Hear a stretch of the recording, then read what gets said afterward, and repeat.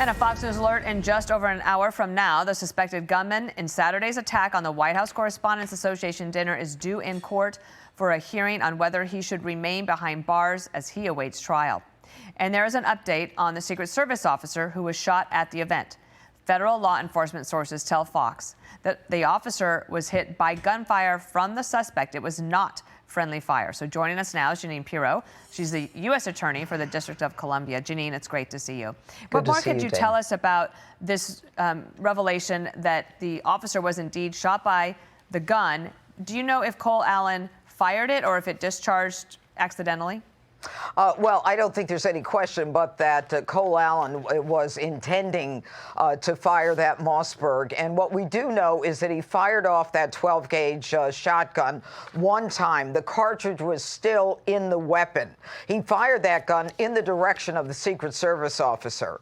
And what we do know is that the Secret Service officer fired his weapon 5 times. And we know that based on the number of bullets that were left in the weapon. We know it based on the fact that we found 5 areas consistent with being hit by a 9mm. And we also know it as a result of the fact that there were so many holes in the area that we knew were hit by that 9mm. So this Secret Service agent did not shoot himself.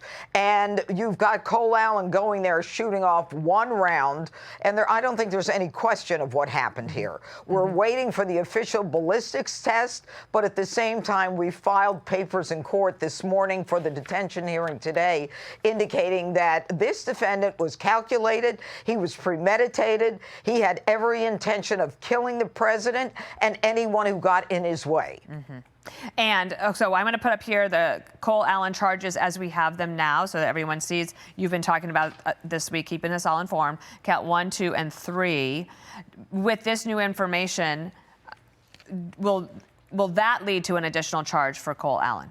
Well, there's no question, Dana, that once we get into the grand jury, there will be many more charges. As you know, the complaint that's been filed is just a holding charge. There will be a lot of testimony. There will be many more charges. But these are some of the most serious charges in the federal code. One of them has a mandatory minimum of 10 years that is consecutive.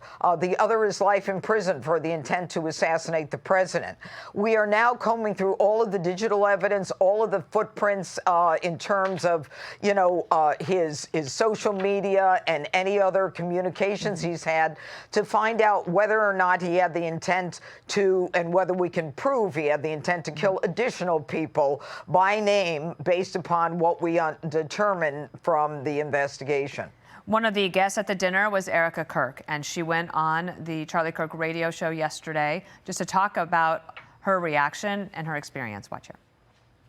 While we may have big problems with illegal immigration in this country, I have to tell you, we have an even bigger problem when it comes to the systemic indoctrination and radicalization of our own citizens. This is what got my husband killed. This is what has led to 3 legitimate attempts on President Trump's life. And as we all digest that, Jeanine, do you have a feeling about consequences and punishment for these types of actions? Can that lead to curtailment of these attempts?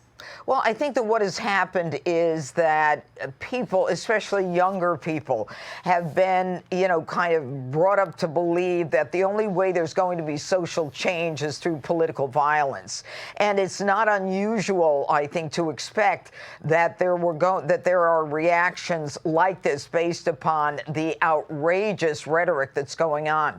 If people tell you that the president of the United States is Hitler, he's a Nazi, he's a terrorist, sooner or later, people are going to start to buy that. You cultivate a seed, and, sooner or later, there's going to be something that grows from that seed. Yeah. And I think that the only way to stop that is to make sure that these people are prosecuted and that there is accountability. Law and order has to be in place, or this thing will be out of control.